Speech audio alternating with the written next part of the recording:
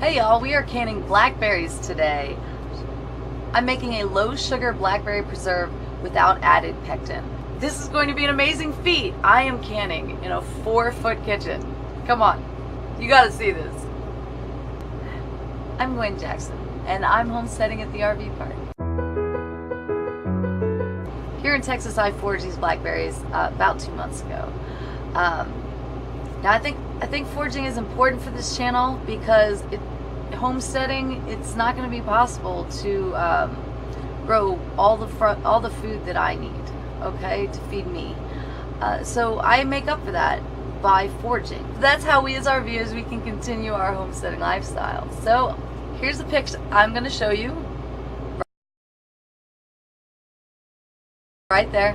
This is what the blackberries look like when I was scouting them out.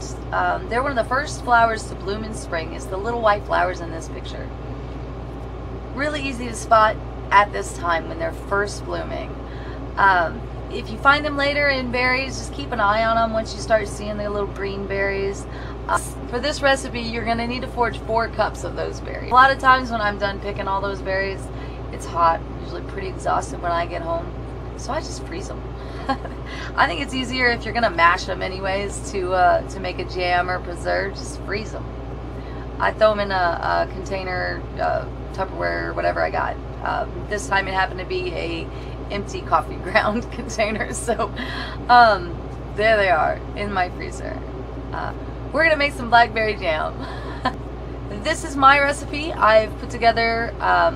We're trying out. It is a little bit of a rendition from a couple of recipes I read online and in my ball book. And I've got the jars, cans, and lids in this pot, and they are under boiling temperatures. I'm not letting the water boil because I don't want to damage the seals on the tops, okay, on the lids. So I'm keeping it under a boil, but I'm keeping it hot, and I'm keeping the bacteria from growing on all this stuff. Sterility, keeping the area sterile, is the most important part of this process. My hands are washed, my kitchen is washed, my jars are washed, and I'm only going to pull them out of this sterile bath one at a time as I'm filling them. Okay, so now we're going to come over here and we're going to start on making the jam. I've got this big tub of blackberries ready to go. I'm going to mash them up is step one. I'm going to put them in this pot and mash them up.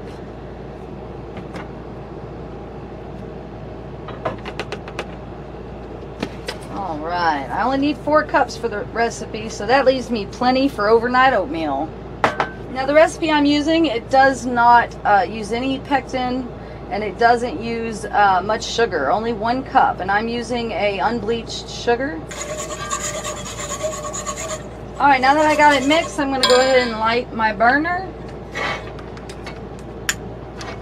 There we go.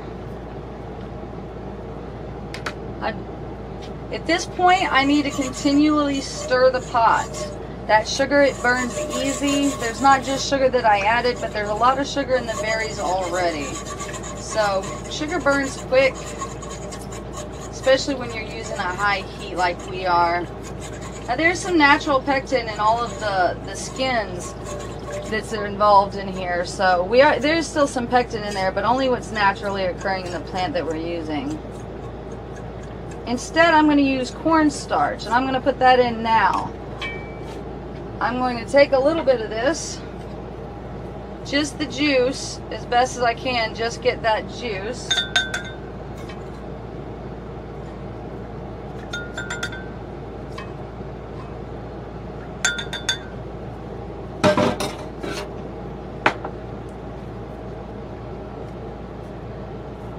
And I'm going to put in 2 tablespoons of the cornstarch.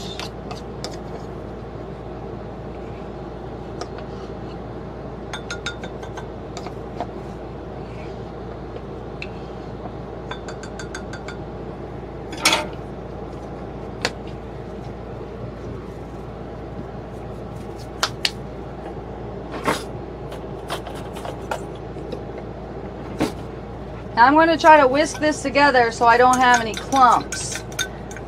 Putting it in a smaller bowl, it's just like making gravy. And get those clumps out and then pour it in the big stock.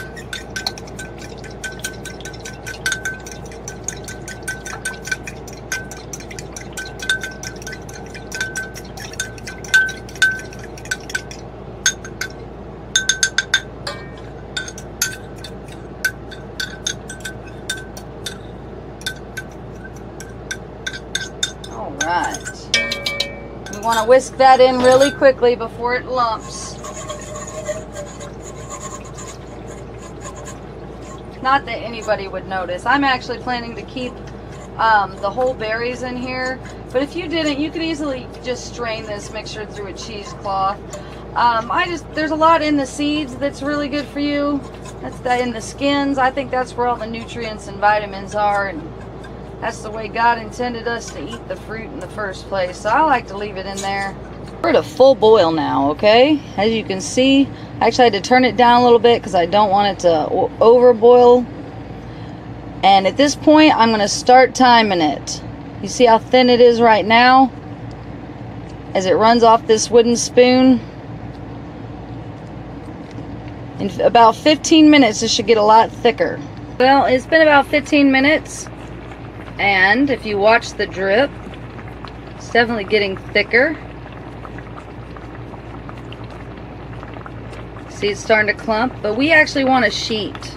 Now, the reason this hasn't done that in the 15 minutes is because I'm in a ridiculously humid climate, and it is the middle of the day. So, I'm going to give it a few more minutes, 10 to 15 should do it. And, because we're about halfway there right now. Alright, y'all, if you look at this, we got our curtain happening now where it's slowly coming off the spoon. We're reduced down to somewhere between a half and a third of the original recipe when we started. So I'm going to go ahead and turn this off. I'm going to add a half a teaspoon of cinnamon.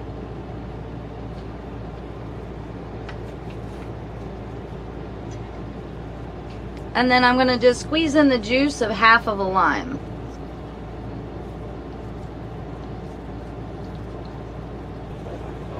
Ah, it just smells delicious. I'm going to let it cool off just a bit before I start putting it in the jars. Sudden changes to glass can cause it to suddenly break. So, very important to watch out with that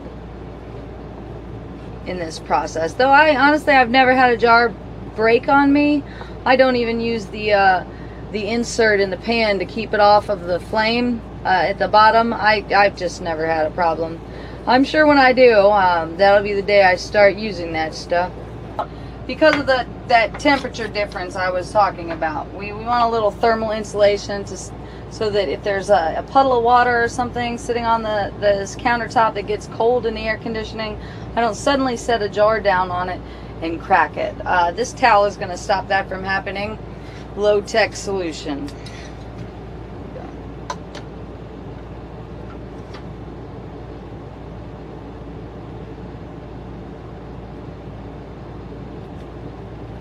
Now, it's usually labeled pretty well on these jars where to stop filling them, but you need to leave enough head space. That's what they call it.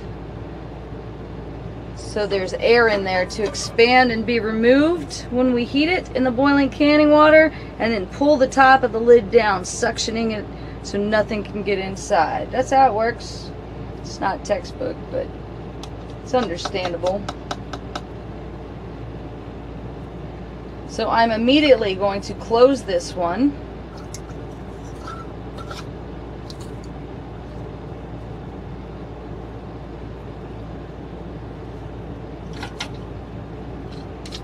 And then I'm going to put it right back in.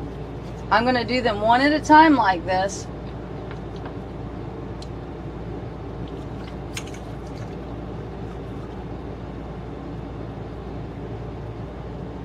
So no bacteria has a chance to grow. Next thing I'm going to do is I always have a bunch of extra jars because I've learned from mistakes that it's better to have a couple extra jars ready just in case you make more than you thought you were going to.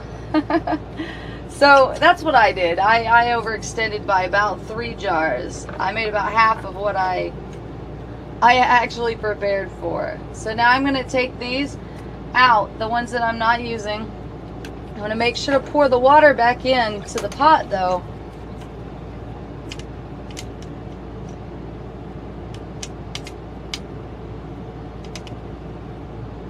because I need at least an inch, preferably 2 inches of water on top of the jars that I'm canning. Alright guys, I have the stove turned off at this point. You can see they're still bubbling a little bit.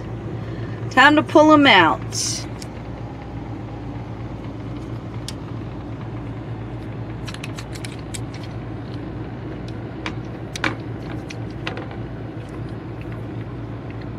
This is my favorite part.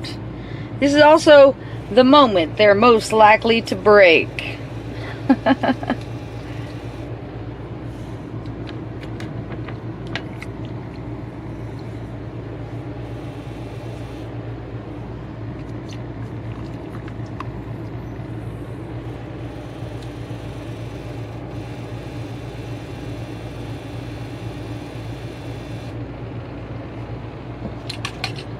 And there you have it.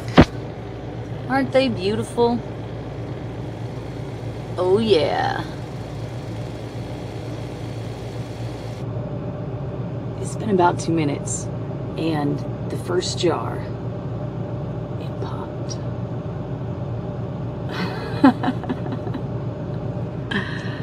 Oh yeah, that lid is still super hot. It's only been 2 minutes, but it went pop. Alright guys, here they are.